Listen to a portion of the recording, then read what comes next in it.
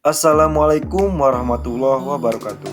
Perkenalkan, nama saya Rijan Madani dengan NIM 2132311052. Di sini saya akan menjelaskan tentang simulasi pendidikan kesehatan, pencegahan dan penanggulangan dampak buruk bencana tsunami.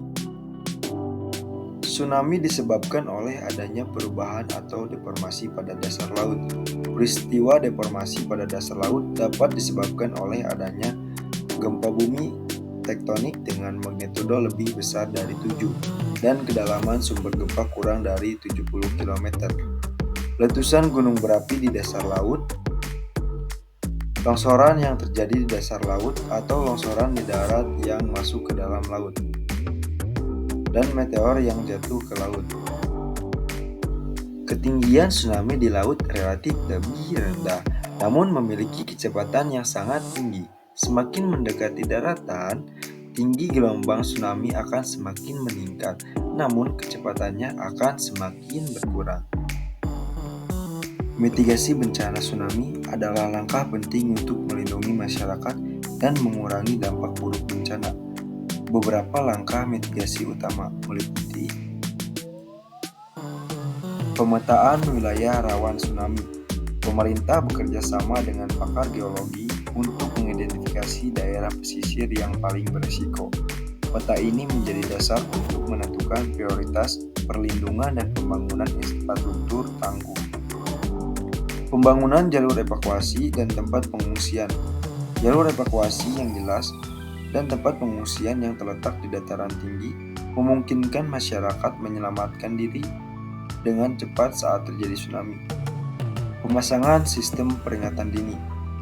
Teknologi seperti sirene, sensor gelombang laut, dan informasi real-time melalui media sosial membantu masyarakat mendapatkan peringatan dini sehingga mereka dapat segera bertindak. Penguatan bangunan tahan tsunami. Menggunakan desain khusus untuk bangunan di pesisir dapat mengurangi kerusakan fisik dan melindungi penghuninya. Pelaksanaan pelatihan simulasi bencana. Melibatkan masyarakat dalam simulasi evakuasi, meningkatkan kesiapan dan mengurangi kepanikan saat bencana terjadi. Pendidikan kesehatan memiliki peran penting dalam mitigasi bencana tsunami. Dengan edukasi yang terstruktur, masyarakat dapat memahami potensi bahaya tsunami, mengenali tanda-tandanya, dan mengambil langkah perlindungan diri. Mengenali tanda awal-awal tsunami.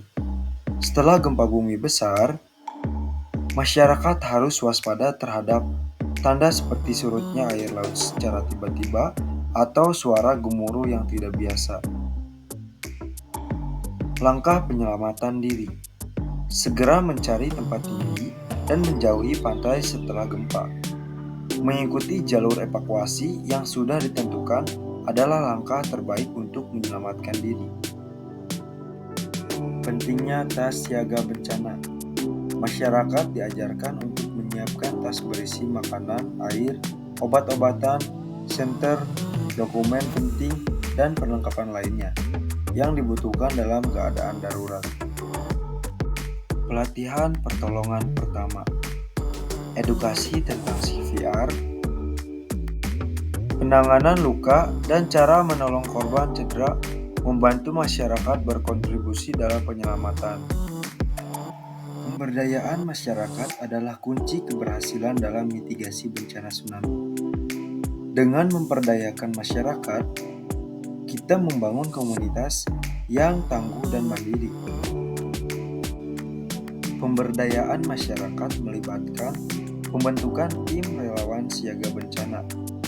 Relawan dilatih untuk membantu evakuasi, memberikan pertolongan pertama, dan mengelola tempat pengungsian. Simulasi rutin melatih masyarakat untuk menghadapi bencana secara efektif dan mengurangi kepanikan.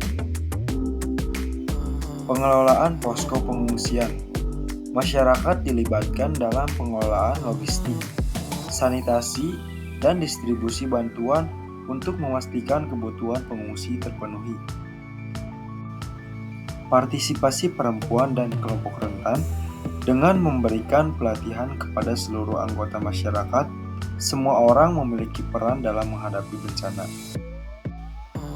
Pendidikan dan kesiapsiagaan dimulai dari tingkat keluarga, sekolah, hingga komunitas.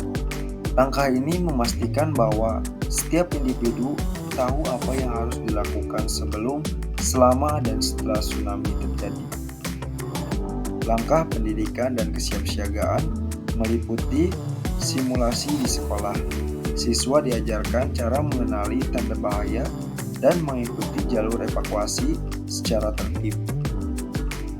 Penyuluhan di komunitas memberikan edukasi tentang lokasi, tempat pengungsian, dan cara bertindak selama bencana. Latihan kesiapsiagaan. Simulasi rutin membantu masyarakat bertindak cepat dan terorganisir saat bencana datang. Keperawatan berbasis bukti atau evidence-based practice memastikan bahwa layanan kesehatan selama bencana dilakukan dengan metode yang efektif, efisien, dan sesuai kebutuhan masyarakat. Praktik keperawatan berbasis bukti. Pertolongan pertama, menangani luka, cedera, dan shock akibat tsunami. Dukungan psikososial, membantu korban trauma, terutama anak-anak dan kelompok rentan, untuk memulihkan kesehatan mental mereka. Manajemen fasilitas kesehatan, menyediakan layanan medis, air bersih, sanitasi, dan pencegahan penyakit menular di posko pengungsian. Pendidikan kesehatan, memberikan informasi tentang kebersihan, pencegahan infeksi, dan cara menjaga kesehatan selama berada di pengungsian. Mitigasi bencana tsunami membutuhkan kerjasama dari semua pihak. Dengan pendidikan kesehatan, pemberdayaan masyarakat, dan kesiapsiagaan, kita dapat melindungi lebih banyak nyawa dan membangun komunitas yang tangguh. Ingat, keselamatan dimulai dari kita sendiri. Bersiaplah, karena kesiapan adalah kunci keselamatan. Jaga orang yang tersayang. Jaga keluargamu. Ingatlah, Tuhan bersamamu. Saya Rijan Madani, pamit undur diri. Wassalamualaikum warahmatullahi wabarakatuh.